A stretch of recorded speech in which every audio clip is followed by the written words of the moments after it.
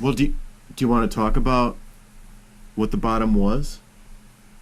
Yeah, I'll talk about the bottom was. I've learned and kind of rehearsed, and with the blessing of my spouse to kind of address without shaming or getting too detailed or naming names or things that don't really need any more airtime.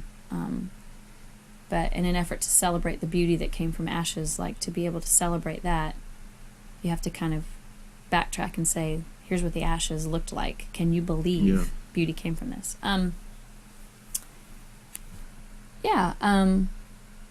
So the bottom dropped out. The record was finished in October of 2011. Some people get surprised by the, amount of time that it takes to actually find it in a store or buy it on iTunes by the time you think, oh, this was written that long ago. But it's a really long process sometimes to make things great. And so we leave the mixer's house, and it was in October. And November comes, and my husband and I own a school. We started a Montessori school, and a few years ago that's doing amazing, and I'm just such an advocate for that kind of education. So that was flourishing, but there's a lot of stress with that because it was a huge monetary investment, a huge financial investment.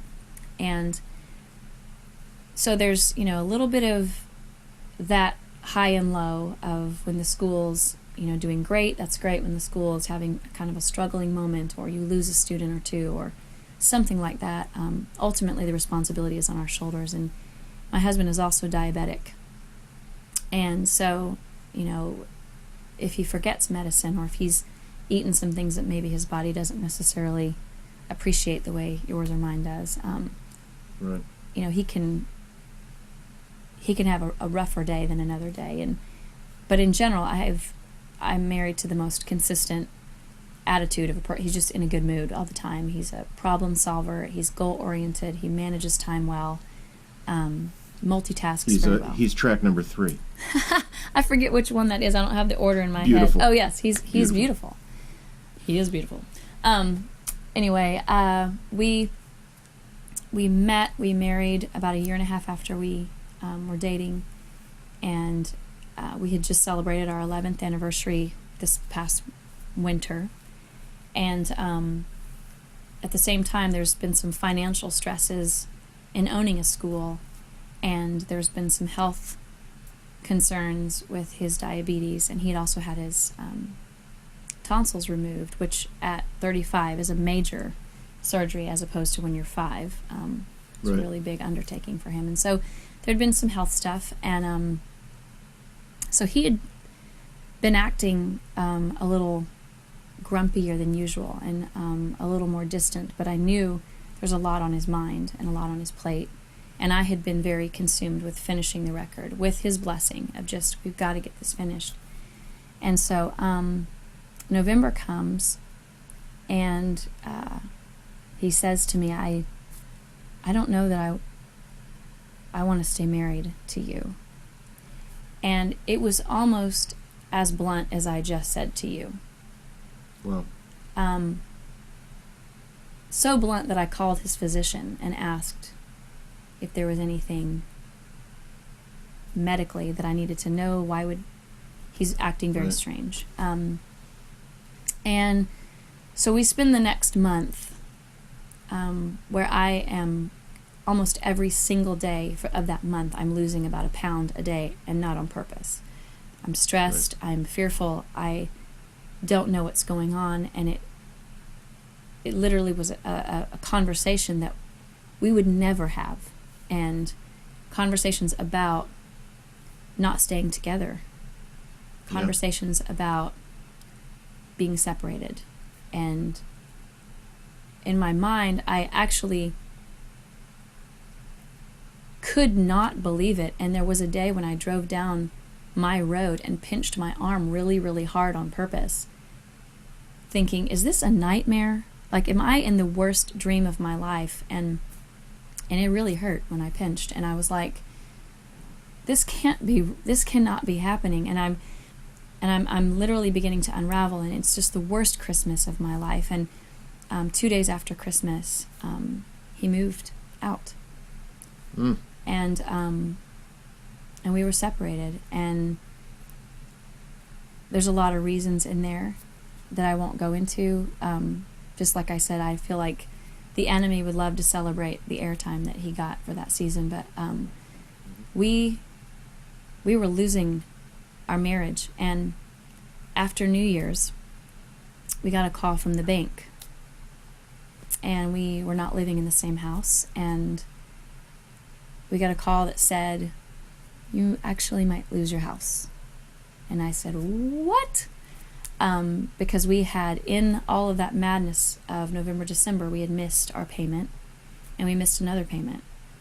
One of which was, I think, because of an oversight and the stress and the chaos that was going on. And then the second one was because that's something that he handled, and now we were apart. And so you got a lot of major stressors going on there, sister. Major stressors going on. And so, the manager calls and says, you haven't been updating your Facebook status for a few weeks. What's going on?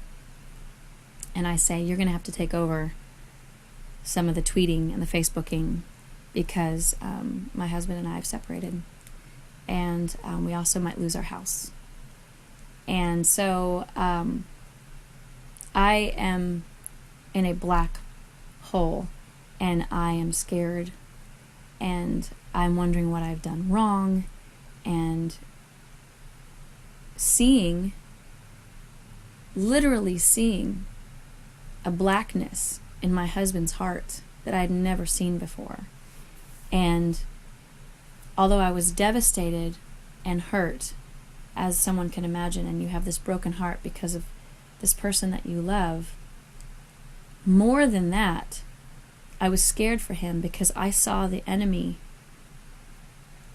infecting his life. I saw the enemy taking him away. And I was just able enough to see this is not of God. It's just not. It's darkness, and I have to have my whole hope in the one true light, because I have so much confidence that what's happening here isn't of you, God. And I know that you're more powerful. So what do I do? And I think I spent the first 6 weeks of that separation, which felt like 6 months or 6 years. Right. I spent that time orchestrating, manipulating, lashing out at times, having angry moments, depressed moments, sad moments, fearful moments, and knee-jerk reactions to trying to put this back together. And you're trying to own what's yours, but in your mind you're like, what have I done? And you go to counseling, and you go to the chiropractor, and you get adjusted, and you go to the physical doctor. I literally did these things. I went to the physician and had a physical, and I went to counseling, chiropractor, physician. I went and had my brain waves monitored, where they do this thing called brain core therapy, and they monitor your brain waves, that came back and said you are extreme inattention, which is also known in traditional terms as ADD, and no one had ever told me that to my face before.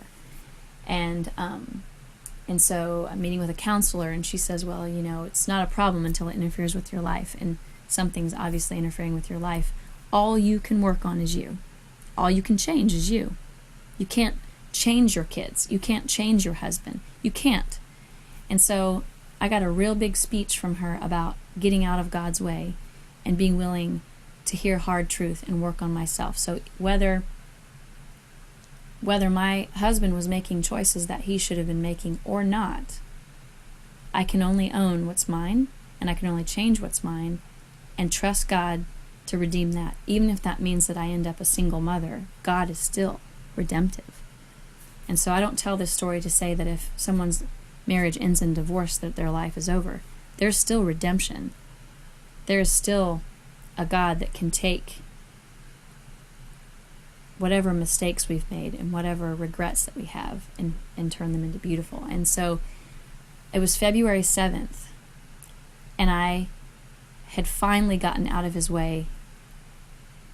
And when I say his way, I mean God's way. And I just walked away. I had resolved that if my husband was going to file, he was going to file.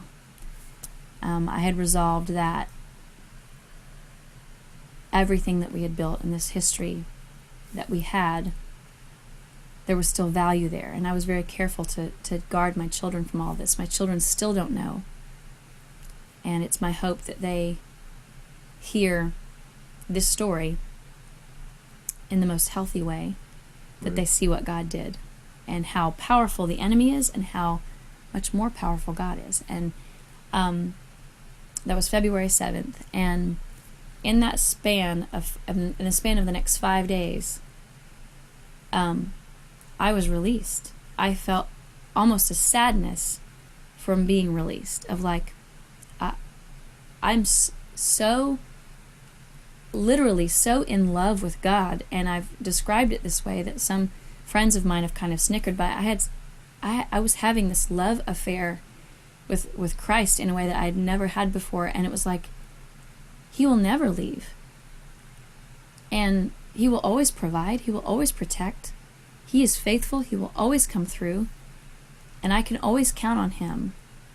And I realized in that moment, in those 5 days, that I had replaced the first commandment with Jeremy.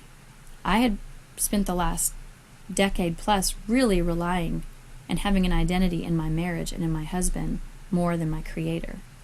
And so I don't think that God thrust my husband into a cold, dark place for me to get myself together.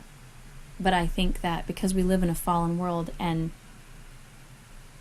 evil exists and bad things happen, in that moment, God gave me a choice to take this as a moment to know him better and see this as a burden that I was being entrusted with, or to get angry with him and disconnect and give in to what I believe the enemy would have wanted me to do. And so, in his grace and in his power and in his mercy, I chose him, and I said, you are enough, and if you're all that I'm going to have to be okay. And so I'm going to quit orchestrating, I'm going to quit manipulating, I'm going to quit trying to call my husband's best friends and tell them to get in his face, and I'm going to quit looking at him funny when we're around the kids together with this snarl, this gnarl on my face or whatever. And